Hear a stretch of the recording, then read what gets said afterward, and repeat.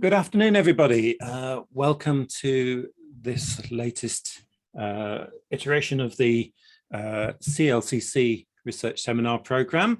I think most of you know what the programme entails, but for those of you who may be new to it, brief summary is that we ask usually people within the department, but not always, to give a little talk, a seminar on their research, and we're very pleased to welcome today Dr. Michael Weatherburn and Dr. Mark Pope, who are tutors within the CLCC.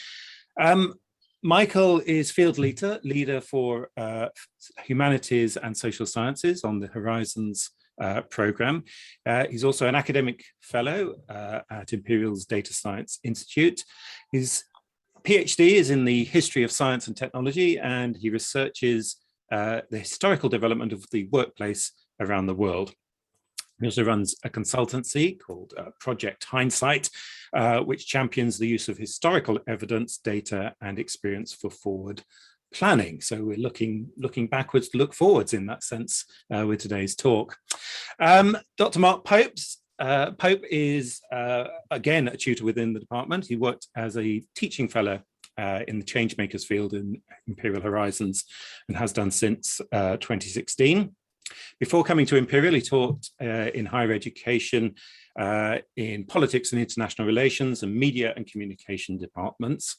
And prior to academia, an interesting sort of pre-academic career here, he worked for the Immigration Advisory Service and as a tutor at Hackney Community College.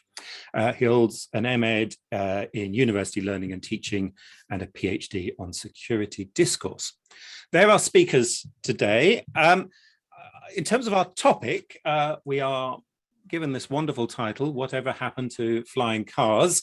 I was thinking about this at the weekend, actually, because on the Saturday Live, you listened to that on BBC Radio 4, there was Richard Browning there talking about the jetpack he's invented, which we've been promised for the last 50 years or more. It finally seems to have arrived and is being used by, amongst other organizations, the British Army and Navy, but also Mountain Rescue, which I thought was rather a nice sort of thing to use it for, but not quite there in terms of getting me to work from West Norwood to Imperial College yet.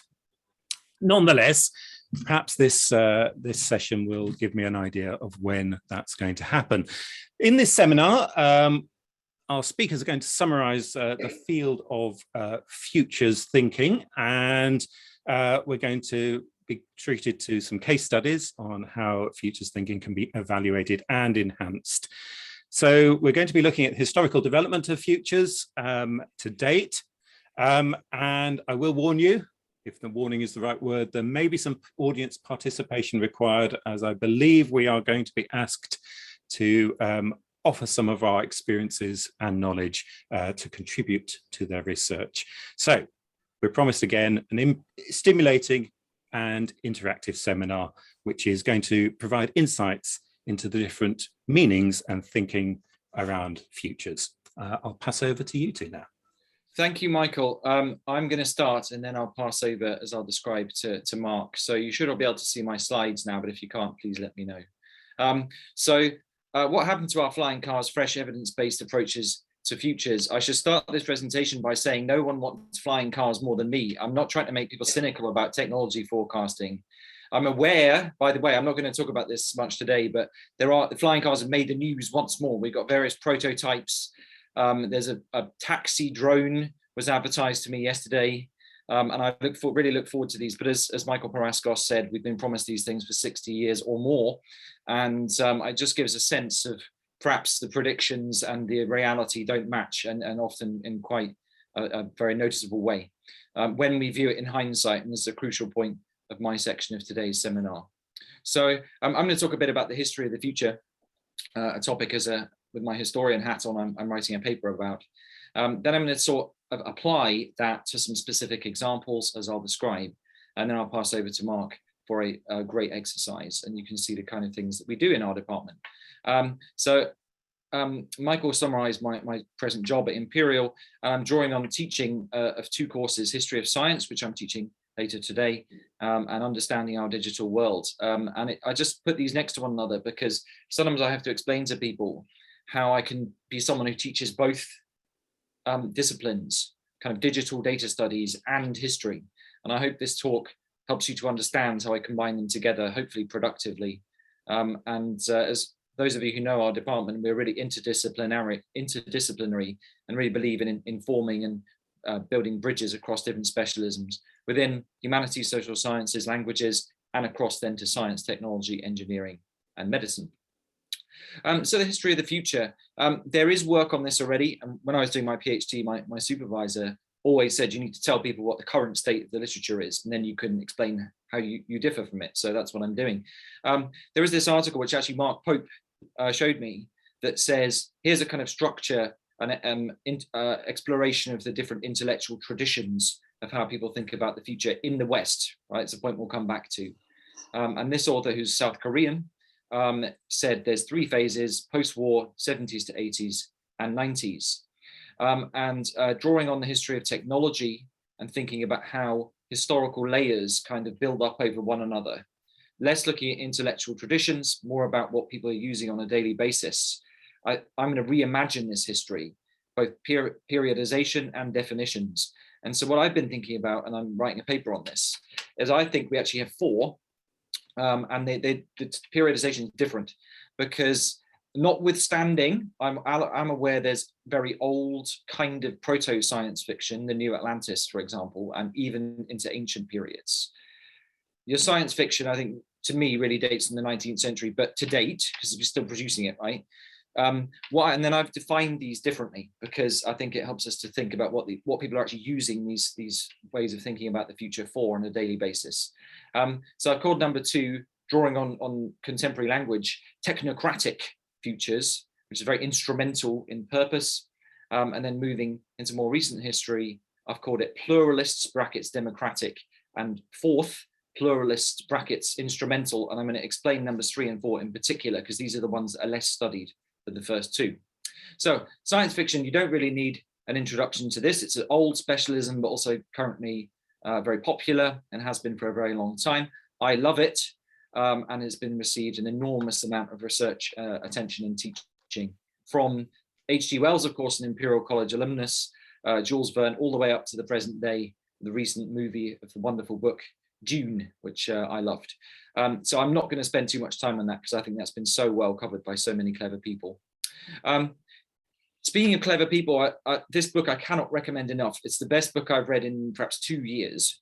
And it's academic history book, right? So, it really shows it's got to be pretty vivid and informative. And within this, Anderson, a Swedish historian, goes into the kind of post-war period I described there under my term technocratic futures, looking at these big, powerful organizations and how they imagined the future and what they were trying to do, what kind of evidence they were using, and what kind of methods they were using. So there's a list there: RAND, Shell, OECD, all the acronyms, the big management consultancies, and some of these are still very famous. In fact, they're all still very famous. And I'll come back to Unilever in a moment. And then various methods developed out of this. There are many more, such as scenario planning and the Delphi method, which I believe we're going to be using later today. So what you see in an explicit response, and this is where I come in, where I build on these prior historical researches and try to develop a thicker history of what's already happened in the last 50 years. So explicitly in response, especially to the OECD, who published a big tech forecasting book in the 1960s, this particular critique is the earliest I can find of what I call pluralist democratic futures. And I'm going to read this out. Forecasters are recruited from a very restricted group, but professionally, socially, and culturally. They are usually academics with a technocratic background. Their social experiences and social values are those of the Western middle class. They form a rapidly growing and increasingly important constituency in the modern clerisy of technical experts employed by governmental and private bureaucracies for planning purposes.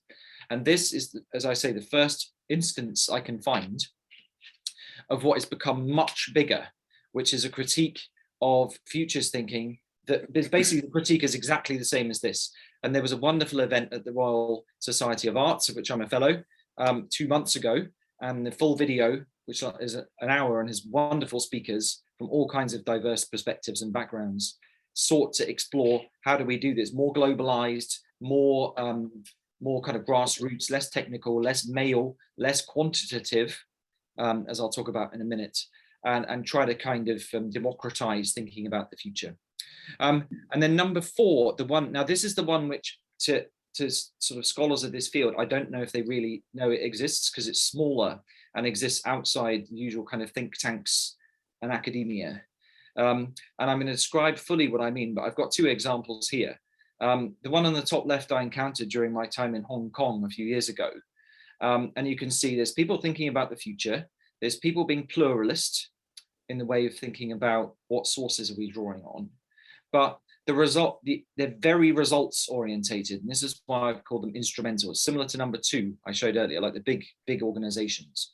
But this is typically kind of small businesses. So STMIs on the left, who I think are watching, crowdsources earnings and macroeconomic estimates from 100,000 contributors around the globe. The argument being, this is kind of grassroots signals for market analysis that is going to be more accurate because it's crowdsourced, rather than a big skyscraper in New York with some analysts in it, kind of looking at about 5 indicators, or a lot, but nothing like the scale and the horizontal reach of this kind of data analysis. And then on the right, Project Hindsight, that's me. I will be talking about that more in a minute, but as you can see, just using quite simply past evidence to get better about thinking about the future. So I've been thinking about this, and I need, I think, to make a little chart to organize this, because the pluralisms point is one that I think I really need to explore further in my writing on this. So the pluralist democratic futures is almost exclusively qualitative, whereas the instrumental one is usually entirely quantitative. And I think there's an interesting point there. Also, the democratic version is focused on the journey. How do we get to our future vision? Whereas instrumental approach is very destination focused, like what's the result and how do we get there? Sorry, what's the result? Let's get there by the best and most efficient means possible, rather than thinking about the journey itself. The other one about democratic pluralism is the focus on the plurality of participants in these lots of different kinds of people contributing in an authentic way to a vision for the future. Whereas the instrumental version tends to be much smaller groups of people, but trying, as I mentioned earlier, to draw on a huge number of sources, much larger than the large organizations do, in a kind of way of getting a kind of evidence authenticity. So as you can see, they're pluralists, but in different ways. And even in the way, as you saw in the previous slides, the democratic approach is really involves a lot of creative art people. Whereas the instrumental version involves more kind of scientific design and data visualization. And on the bottom left, I was thinking about this morning. I think the 1914 poetry quote there perfectly summarizes the pluralist democratic approach to futures. In dreams begins responsibility. So the very early conception stage is really where you formulate everything that falls down the chain subsequently. And therefore you've got to get the early conception imagination stage right, or everything else will not fall out and unroll in the way you want it to. And if any, I've been thinking about number 4, pluralist instrumental. What can I find an inspiring quote? And I haven't yet thought about it yet. So if you can think of one, please do so. Let me know. This is all work in progress. So that's a reminder of what I've been talking about. So this is where it becomes, you see the instrumentality unfolding. And, you know, I'm not saying this, it's not a value judgment. It's just some people seem to want to think about the future in different ways and to have different outputs. So as Michael Paraskos said, I run a consultancy which has now some 5 years of experience working with real life clients. I mean, you know, out there in the fields, often in relation to research and or training. And quite simply, we, because there are others involved now, are there to make history useful to the present and the future, which I would argue some academic historians either don't want to do or are unable to do it when they try. The impact agenda is really thwarting some academic historians, and you know, I'm hope to contribute in this way. So I've got two current projects. You can look at the website. Organizational resilience. We launched a film in 2021, early 2021, about this, and I put a link in the slides, but you can just go to our YouTube channel and see me talking about it. And then critical futures, which is what I'm talking about today. And I am consciously aware there are other people doing something similar, particularly Harvard at the Belford Center Applied History Project, although that tends to focus on geopolitics rather than this kind of data-rich forecasting work I'm talking about. And the US Department of Defense in the 1960s, where they coined the term Project Hindsight, which then fell into disuse in about 1970, I think. And then I've resurrected it because I think it was a great idea. And that's really what they were trying to do, is use past research and development data over 20 years to work out how to make decisions better about future research and development funding. And it's got a fascinating history in its own right. So there are loads of things now about the future, loads of different ways of thinking about it. And here are just a few examples of the many best-selling books that address this kind of question. There is also an increasing awareness of the history of how futures thinking and practice has evolved over the last couple hundred years. And these are two of the best books I've read on that subject. But there's also commentary and very influential books and commentary that we're not very good at this. Daniel Kahneman, in his very famous book, Thinking Fast and Slow, basically asserted that people who are full-time professional futures experts produce basically the same as what he called dart-throwing monkeys, right? That it asserts that there's no point because the predictability is as good as random, right? And I actually, even better, within this also best-selling book, Super Forecasting, they make a very explicit critique of the sector, which I love. Often forecasts are made and then nothing.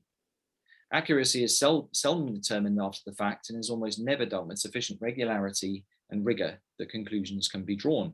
I agree, these things get produced sometimes by private companies that view them as advertising material. They're not even trying to be right. And then nothing happens. There seems to be very little sense of evaluation or responsibility going on, especially given that people actually pay attention to these. And I think that's a really good kind of ethical, technological question, is a different course I teach. So, but I didn't learn about it through super forecasting. I learned about it through practice. So I was writing this report for the Resolution Foundation in 2017 and found this report from 1998, which was the crucial document that informed New Labour's digital policy, or electronic commerce, as it was called in the 90s. And in there, KPMG, the people contracted to do this forecast, predicted this would be the growth of retail sales conducted on the internet, which of course, if the government paid attention, has important ramifications for infrastructure, education, and so on. And they predicted, as you can see, it's only a few data points, but it's pretty clear when you put it into a graph. And the foundation colleagues and I decided, if we can get the data to match this, this was 20 years ago, we can see like how good was this prediction. And so ONS data was very easy to find.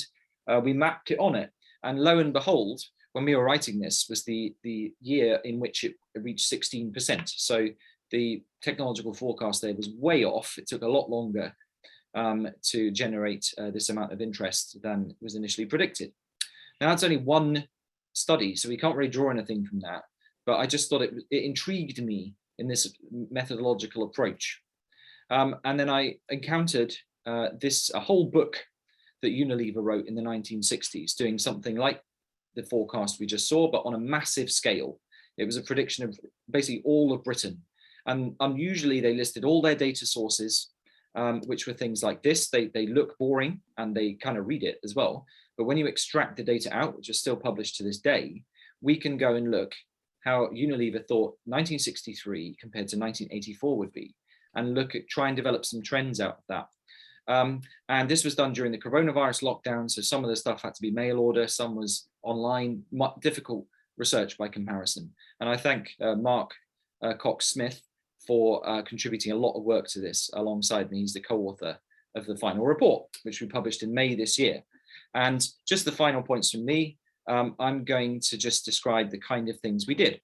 And this one in particular gave rise to, I think, to the title of today's seminar. Technology forecasting in the case of flying cars. because Unilever structured their forecast in a very particular way.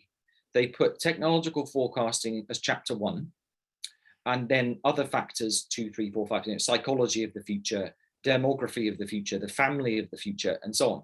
And so this is important because they were relating all other factors back to the high density of flying cars in the year 1984, right? So it kind of is really hard book to read because it makes no sense, right? They're imagining a world with no roads, no trains, and so on, or hardly any. And instead, there's a huge number of flying cars. And then they relate property development and everything back to this crucial technological prediction, which didn't, as we now know, happened.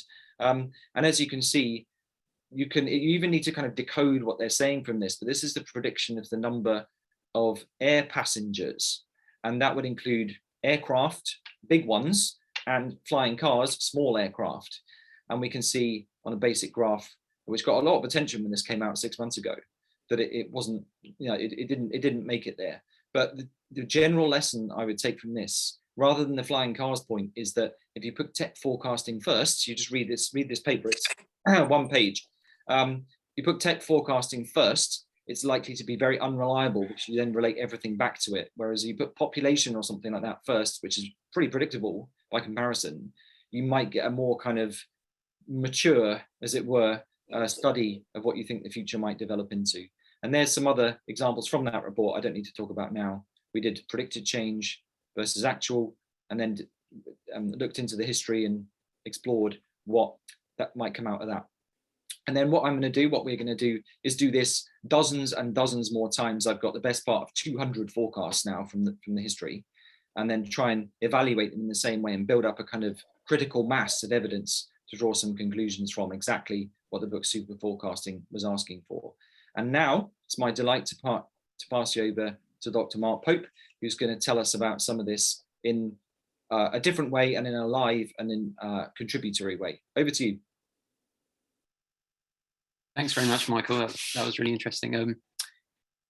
So bear with me one moment. I will share my screen.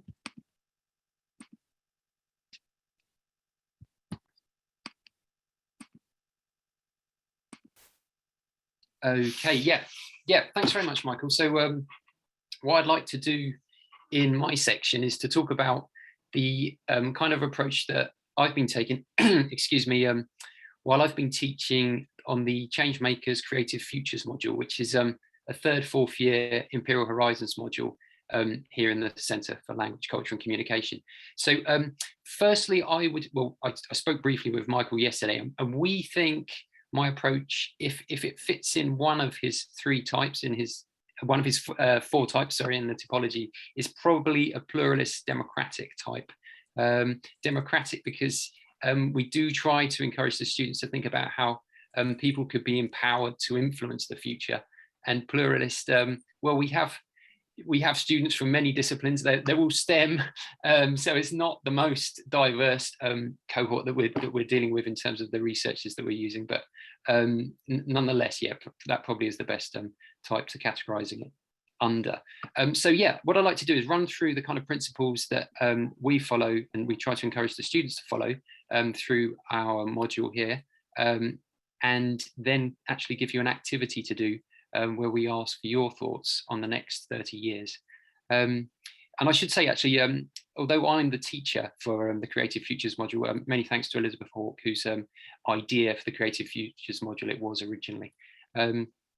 So with regards to Creative Futures, the module, the main principles that we try to encourage in the students are to take, firstly, an active approach to the future. So I don't want to say rather than just taking a passive approach to analysis of the future, because it's a huge undertaking as it is.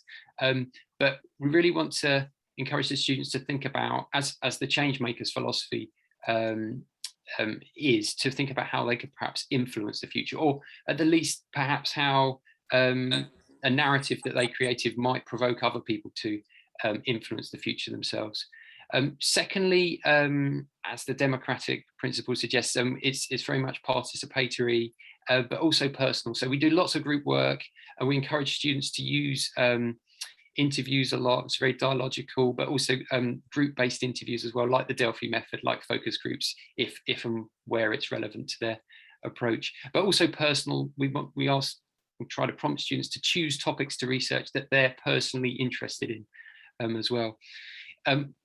We also encourage a very holistic approach. So for our STEM students, that involves not just looking beyond their core degree, but trying to encourage them to look beyond STEM and technology as well, to consider the social, political, economic, and environmental.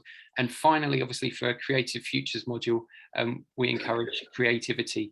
That's all about, well, I think that's particularly an easier sell with all the huge amounts of change we see in a rapid space of time at the moment. So we encourage divergent thinking and lots of thinking about, rather than most probable futures, just possible futures as well.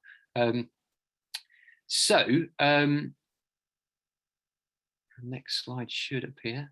Oh, it's jumped. Okay, yeah. So yeah, in terms of tools and researchers, our researchers are obviously these students who act as future researchers, and the tools that we use, there's a list of most of the ones that we cover and we allow the students to pilot in the first weeks of the module. At the top, with horizon scanning, interviews, and the Delphi method, these are focused on data collection and intelligence gathering. And then as you move down, there's more kind of divergent thinking and analytical tools. And we end up, and the students are tasked with creating their own methodology to research a topic of their choice for the year going towards 2050. And they have to write a futures narrative that either provides a set of scenarios or a vision for the future. Yeah, every year we have a collection of different narratives, and all including visions and scenarios, but not predictions, because that's another thing that we avoid, and we avoid. This talk is futures thinking today, futures plural. So I think that's a commonality between Michael and myself. Yeah, what the students end up doing for their final assignment is to put the narratives they create, which are based on the futures research that they've done individually, into a collection of narratives in a magazine which we call an ALMANAC for the year 2050. And they do have great fun. That doesn't mean that they're not learning, because sometimes that's, people frown when I say that. But they do have great fun doing this, and they work on the graphics. So they have to think about, you know, the visual aspects of the future that they're describing, which I think is a really important dimension, obviously, for visioning as well. But educationally, I really like the editorials that they write, where they have to read all the other students' narratives and they have to synthesize and critically evaluate what the whole cohort has produced. So that's kind of a summary of what we do in our module. One of the tools that we use is an adaptation of the Delphi method. Now, the Delphi method traditionally involves consulting experts, or at least informed individuals, on a question and asking them to provide answers independently and individually and anonymously, and then sharing their answers and their reasons for their answers with the entirety of all the participants, and then people reconsider their answers. And we do that at the beginning of the module, asking students to think about the most critical issues related to their degree disciplines and associated applications. And that works pretty well as a kind of way of getting an idea of some of the potential issues that they could research later on, but also bringing in a bit of interdisciplinarity as people critique each discipline's and each student from each discipline's ideas on what's important. So today, what I'd like to do, we don't have time to do a full Delphi process with many rounds. So what I'm proposing that we do is I give you access to a Padlet board, and I ask you to consider this question here: what are the most significant issues facing your field in the next 30 years? Now, that could be an academic field, that could be your area of work. I'm not too specific on what that is, because I just want to do, as it says there, a preliminary horizon scan for the moment.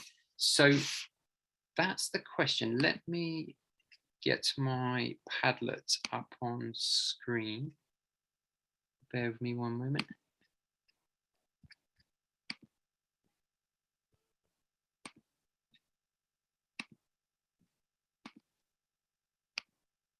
Okay, so you should see my Padlet on screen now. And what I'd like you to do is I will share this link in the chat of Zoom. And then when you do have that link and you've logged onto this website, what I'd like you to do is to press this plus button at the bottom here, and a box should appear. And I'm just having a bit of trouble maneuvering this while I'm on Zoom. Okay, and yeah, so in this box here, you can write the field that you're working within. Just to take an example from one of the students, they were working in geophysics, and their example of a key issue, quite obviously, was climate change. So you can add that to the Padlet. So that's what I would like you to do. I'll give you 3 or 4 minutes to think about that. If you've got more than one issue, that would be great to hear it, and you can post that up on the Padlet. And then once you've done that, we'll do another exercise thinking about what kinds of actions this might stimulate amongst us. So yes, in the chat, you should see the link for the Padlet board, and that would be great if you could have a think about what are the most significant issues facing your field in the next 30 years, and post your answers to the Padlet board.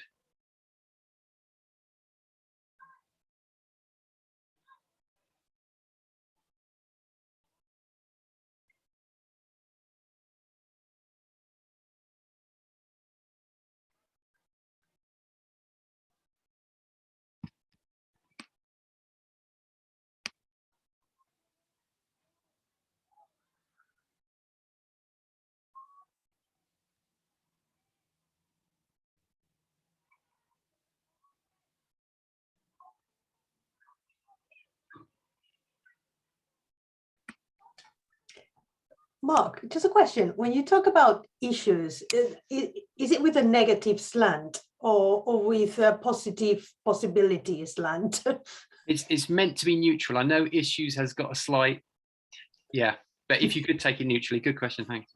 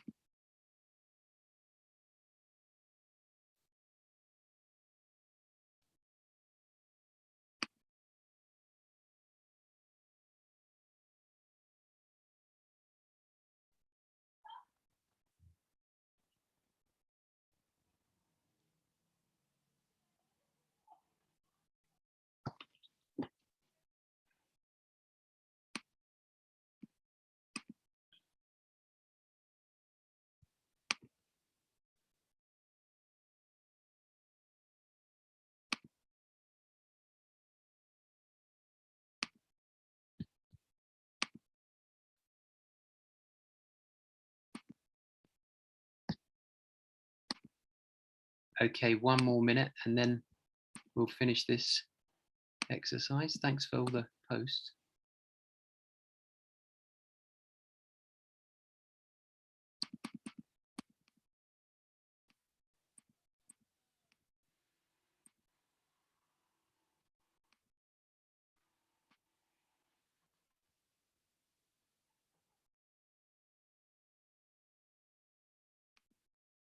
Okay, so thank you very much. That's fantastic. There's a fantastic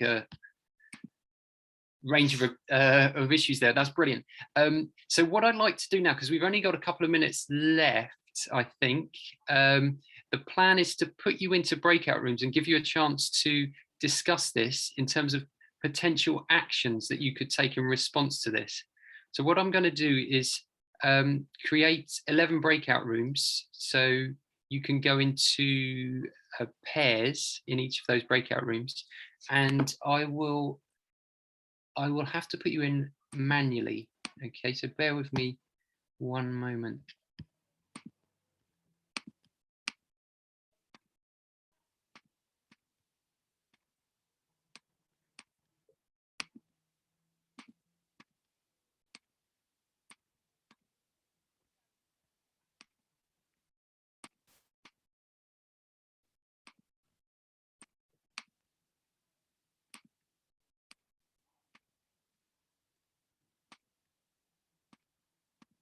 Okay, so the rooms should be open, and what I'd like you to do is to go in there and discuss with the person that you're there with if you've got any ideas for responses to any of those issues.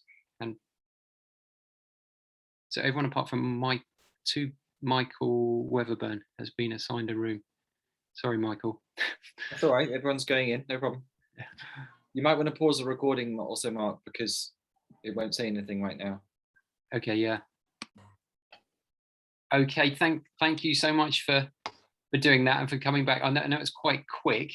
So, and actually we're out pretty much out of time. So what Michael and I have decided to, well, first of all, if you do have any suggestions for responses to those issues coming up in the next 30 years, please do post them to the Padlet, so we can all see those after today's session. And Michael, write them underneath. So if you see other people's issues, you can. There's a little box that says add comment.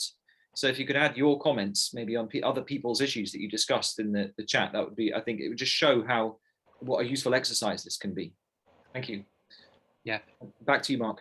Oh yes. So that was a taster of the kind of exercise. I haven't actually done that exact exercise with our students, but that's the kind of thing we try to do. Get lots of different perspectives and think about potential responses and actions that could be taken. So yeah, that's really all I have to say. So I think Michael wanted to say that he would be around for the next 5 or 10 minutes, as I will, but we're aware that some people have Horizons teaching, so may need to leave. So thanks very much for participating today, and if you'd like to stay, do hang on. Thanks everyone, nice to see you all. Nice to see you. I'm going to hang around a bit. Yeah, well, you can probably stop the recording now, Mark. Okay. But yeah, just as like a kind of a Q&A.